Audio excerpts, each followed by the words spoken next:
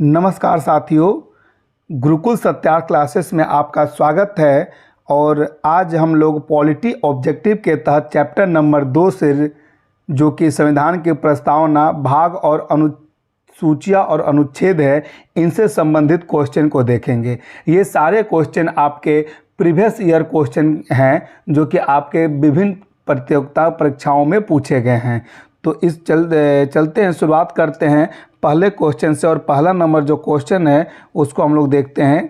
पहला नंबर आपका क्वेश्चन क्या कहता है कि भारत के संविधान के अनुच्छेद 49 में क्या प्रावधान है। तो भारत के जो संविधान का अनुच्छेद 49 है वो आपका संविधान के भाग 4, जो कि राज्य के नीति निर्देशक तत्व से संबंधित है, उसके अनुच्छेद क्या है, 49 है। ये जो है आपका स्मारकों, स्थानों और प्राकृतिक महत्व की वस्तुओं के संरक्षण से संबंधित है। तो राज्य का निषेध तत्व जो है अनुच्छेद 36 से लेके आपका 51 तक है, जिसमें कि आपके राज्य के निषेध तत्व की व्याख्या की गई है, जो कि आपके अनुच्छेद 36 से 51 में वर्णित है। क्या? तो राज्य के निषेध तत्व। तो अनुच्छेद 49 क्या कहता है कि संसद जो है ना, कोई भी कानून जब पारित करते हैं, उसके द्वारा जो राष्ट्रीय महत्व वाले, कालात्मक या ऐतिहासिक रुचि वाले प्रत्येक स्मारक या स्थानों का प्राकृतिक महत्व की वस्तुओं का संरक्षण करना, ये किसका दायित्व है? तो ये राज्य का दायित्व है। ये अनुच्छेद 49 में वर्णित है। उसी तरह से अनुच्छेद 45 में क्या वर्णित है? तो अनुच्छेद 45 में जो है आपका अनुच्छेद 45 आपका में वर्णित है क्या? 6 वर्ष से लेके 14 वर्ष तक के बालकों का निःशुल्क एवं अनिवार्य शिक्षा की व्यवस्था की गई है। तो अब ये यहाँ से हट गया है, क्योंकि ये तो एक कानून बन गई है। अब यहाँ पे क्या है कि बाल्यावस्था के बच्चों के लिए निःशुल्क एवं अनिवार्य शिक्षा, और इसी के तहत यानी कि अनुच्छेद 45 के तहत ही आंगनबाड़ी की स्थापना की गई है। तो क्वेश्चन नंबर दूसरे पे चलते हैं, देखते हैं क्या है। किसने भारतीय संविधान की प्रस्तावना उद्देशिका को भारतीय संविधान की राजनीतिक कुंडली कहा है? राजनीतिक कुंडली किसने कहा है? आपका ऑप्शन नंबर ए है N.A. पालकीवाल, बी है ठाकुरदास भार्गव, सी है कन्हैया लाल मणिक लाल मुंशी, और डी नंबर है भीमराव अंबेडकर। तो इसमें जो है ना आपका आंसर हो जाएगा सी, यानी K.M. मुंशी, जिन्हें कन्हैया लाल मणिक लाल मुंशी के नाम से जाना जाता है। और ये प्रसिद्ध स्वतंत्रता सेनानी थे, विधि निर्माता थे, क्योंकि ये आपके प्रारूप समिति के भी सदस्य थे।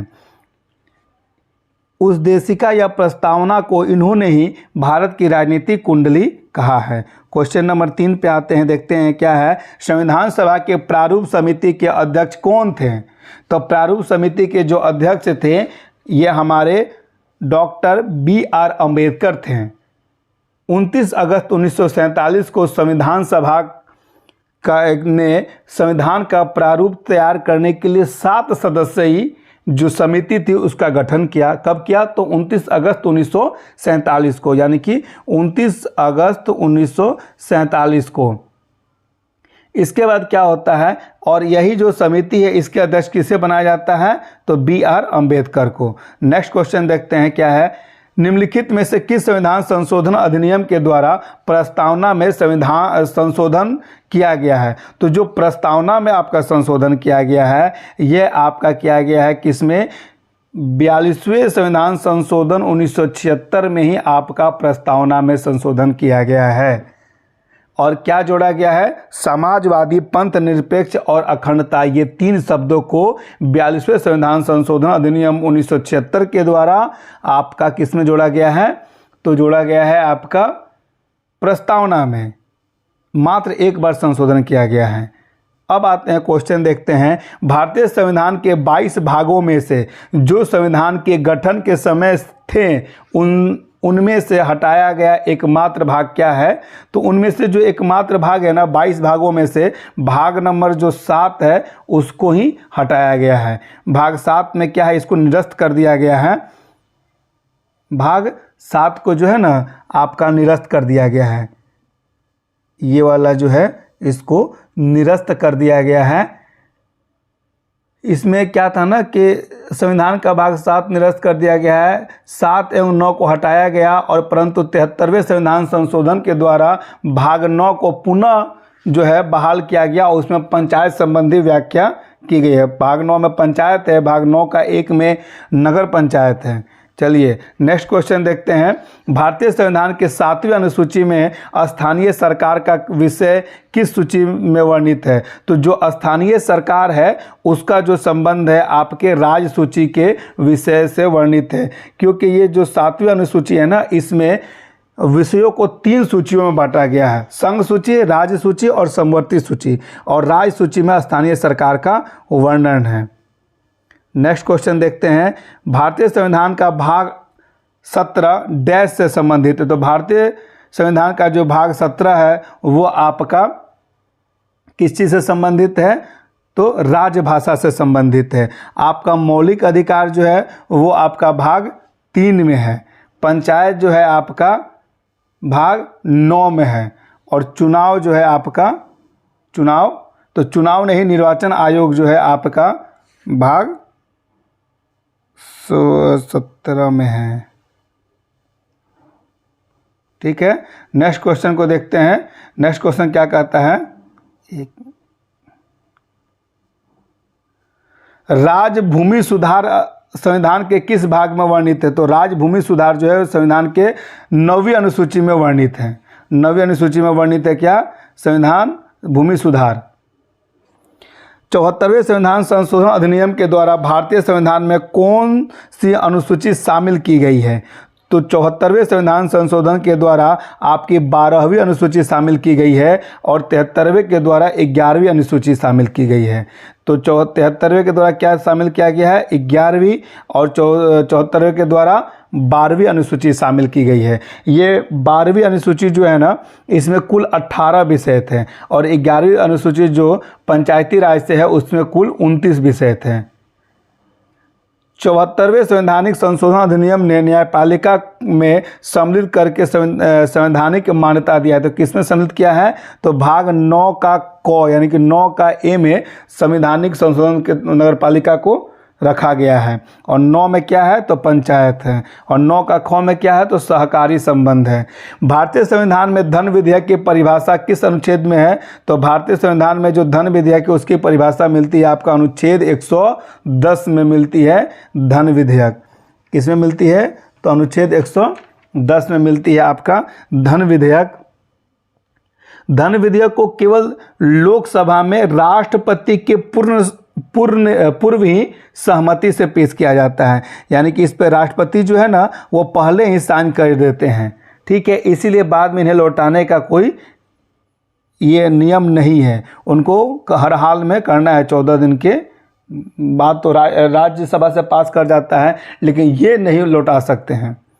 भारत के संविधान के अनुच्छेद डैश के तहत राष्ट्रपति द्वारा सर्वोच्च न्यायालय के न्यायाधीशों की नियुक्ति की जाती है। तो ये है आपका सर्वोच्च न्यायालय की नियुक्ति जो है ना अनुच्छेद 124 के तहत की जाती है। अनुच्छेद 124 के तहत की जाती है। राष्ट्रपति के द्वारा सर्वोच्च न्यायालय के न्यायाधीशों की नियुक्ति की जाती है, लेकिन इसमें जो है ना आपके राज्यपाल का सहमति अनिवार्य होता है, यानी कि राज्यपाल के भी सहमति से होती है। ठीक है, नेक्स्ट क्वेश्चन जो आता है आपका, भारतीय संविधान में 3 प्रकार की सूचियां है, जैसे संघ सूची, राज्य सूची और समवर्ती सूची है। संघ सूची, राज्य सूची और समवर्ती सूची है। संघ सूची में कितने विषय हैं? तो 100 विषय हैं। राज्य सूची में कितने विषय हैं? तो 51 विषय हैं। और आपका समवर्ती सूची में कितने विषय हैं? तो 52 विषय हैं। नेक्स्ट क्वेश्चन को देखते हैं। नेक्स्ट क्वेश्चन क्या कहता है? कौन सा अनुच्छेद भारतीय संसद को संविधान में संशोधन करने की शक्ति प्रदान करता है? तो अनुच्छेद कितना है? 368 जो है भारतीय संविधान में संशोधन की शक्ति प्रदान करता है, और ये आपका संशोधन जो है भाग कितने में है? तो भाग आपका 20 में वर्णित है। अगर वीडियो आप लोग को अच्छा लग रहा हो तो लाइक करें, शेयर करें और कमेंट करना न भूलें। भारत के संविधान का अनुच्छेद डैश कहता है कि एक उच्च न्यायालय के न्यायाधीश को भारत के मुख्य न्यायाधीश और राज्य के राज्यपाल के परामर्श से राष्ट्रपति द्वारा नियुक्त किया जाएगा, यह किसमें वर्णित है? अनुच्छेद, यह आपका किसमें वर्णित है? तो आपका अनुच्छेद 217 में वर्णित है। 217 में क्या वर्णित है? जो कि भाग 5 में है। नेक्स्ट क्या है आपका? भारतीय संविधान के 8वें अनुसूची में भाषाओं की संख्या कितनी है? तो भारतीय संविधान में 8वें अनुसूची में कुल 22 भाषाएं हैं, लेकिन मूल संविधान में 14 भाषाएं थी। नेक्स्ट क्वेश्चन क्या है?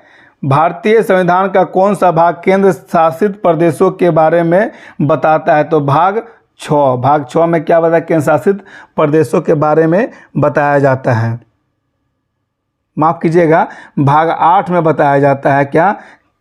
केंद्र शासित प्रदेशों के बारे में। भारतीय संविधान के भाग 8 में केंद्र शासित प्रदेशों के संबंध में प्रावधान है। इसके प्रशासन और नियंत्रण का प्रावधान जो है राष्ट्रपति के द्वारा किया जाता है, ये उसी में वर्णित है। नेक्स्ट क्वेश्चन देखते हैं। नेक्स्ट क्वेश्चन क्या कहता है? भारतीय संविधान की कौन सी अनुसूची में दल परिवर्तन के आधार पर संसद के सदस्यों की अयोग्यता से संबंधित प्रावधान है? तो यह आपका किस में हो जाएगा? 10वीं अनुसूची में ऐसा प्रावधान किया गया है कि दल परिवर्तन के आधार पर संसद के सदस्यों की अयोग्यता की जा सकती है। लेकिन इसको कर्ता कौन है? कौन घोषित करेगा? तो लोकसभा का अध्यक्ष। भारत के संविधान के किस अनुच्छेद में लोकसभा में अनुसूचित जाति और अनुसूचित जनजाति के लिए सीटों का आरक्षण किया गया है? तो अनुच्छेद 330। अनुच्छेद 330 में।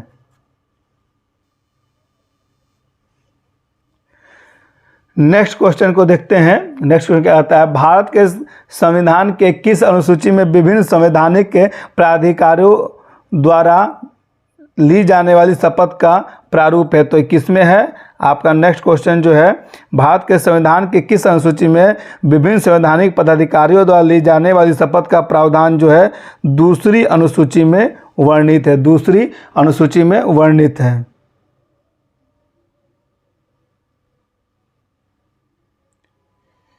दूसरी में ना होकर ये तीसरी में होगी, क्योंकि दूसरी में जो है ना इन लोग का वेतन भत्ता से संबंधित है। दूसरी अनुसूची में वेतन भत्ता है और तीसरी अनुसूची में आपका जो है इन लोग का शपथ का व्यवस्था है।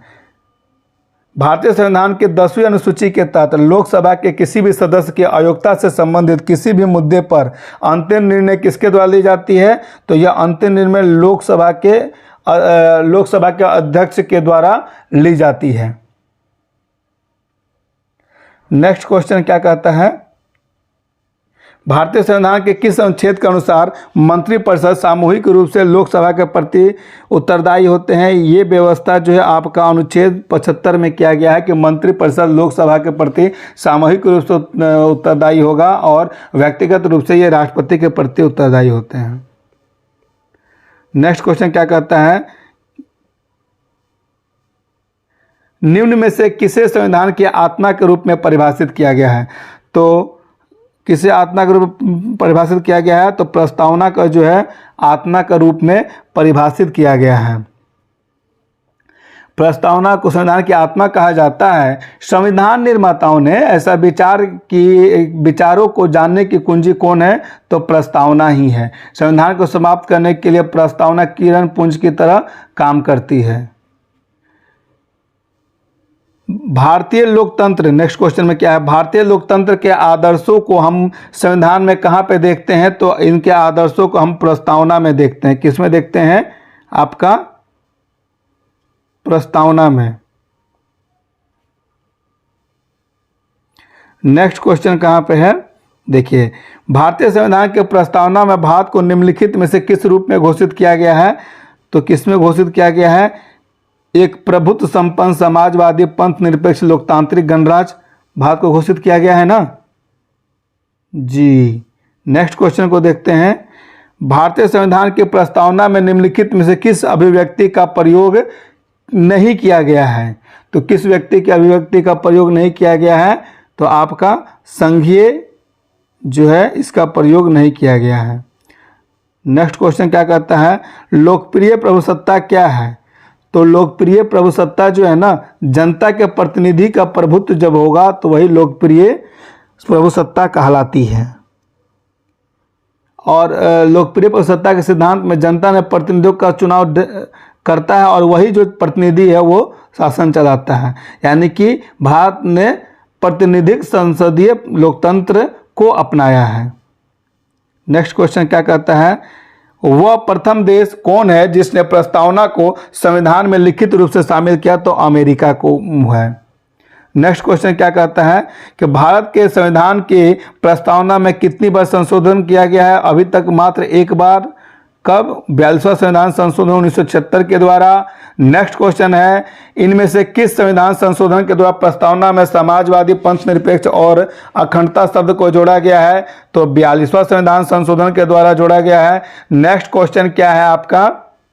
तो ये आज का वीडियो इतना ही, क्योंकि इसमें टोटल हम लोग 30 क्वेश्चन को देखे हैं जो कि आपके पॉलिटी ऑब्जेक्टिव के तहत चैप्टर नंबर 2, जिसमें आपका संविधान के जो है अनुच्छेद, अनुसूची और भाग वगैरह का वर्णन है, वो आपका 30 क्वेश्चन जो है डिटेल से व्याख्या किया गया है, जो आपके किसी भी एग्जामिनेशन के दृष्टिकोण से काफ़ी महत्वपूर्ण है। अगर इस चैनल पे आप नए हैं तो लाइक करें, शेयर करें और कमेंट करें। और हाँ, हमारा जो वीडियो लेक्चर चल रहा है, अभी जो इतिहास की वीडियो लेक्चर चल रही है, इसके बाद फिर हम पॉलिटी के वीडियो लेक्चर को भी लाएंगे। तो आपसे निवेदन है कि मेरे जो इतिहास के वीडियो हैं उसे ज़रूर से ज़रूर देखें और अपना राय जो है कमेंट के तहत लिखें। धन्यवाद।